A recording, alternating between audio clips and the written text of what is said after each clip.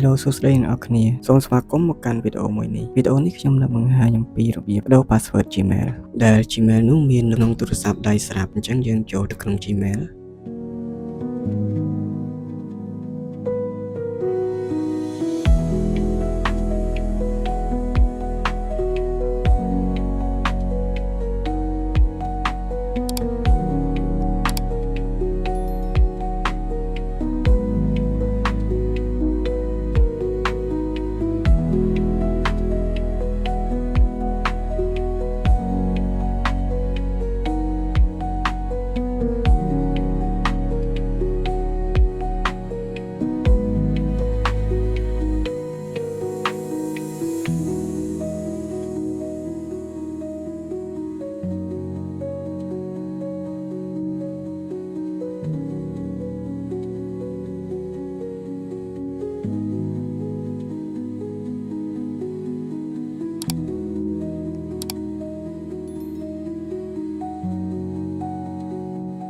នៅកន្លែងនេះបើសិនជាទូរស័ព្ទដៃអ្នកនរគ្នាមានចាក់សោ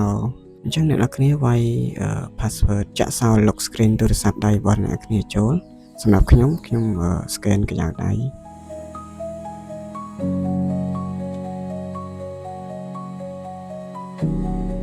នៅត្រង់កន្លែងនេះជាកន្លែងដែលអ្នកនរគ្នាចង់វាយ password Gmail ថ្មីចូលខាងលើនិងខាងក្រោមគឺយើងដាក់ password ដូចគ្នាបន្ទាប់មកយើងចុច change password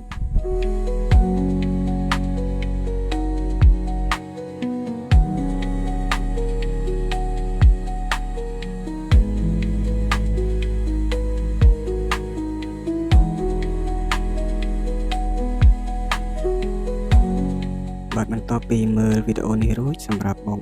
ប្រិយមិត្តដែលអត់ទាន់បានចុច Subscribe Channel របស់ខ្ញុំបាទបើសិនជាបងយល់ថាចូលចិត្តការចែករំលែករបស់ខ្ញុំសូមជួយចុច Like និង Subscribe ម្នាក់មួយផងខ្ញុំនឹងធ្វើវីដេអូចំណេះដឹងថ្មីចែករំលែកទៅកាន់អ្នកនរគ្នាក្នុងពេលនេះដែរសូមអរគុណសូមជម្រាបលាជួបគ្នាវីដេអូក្រោយ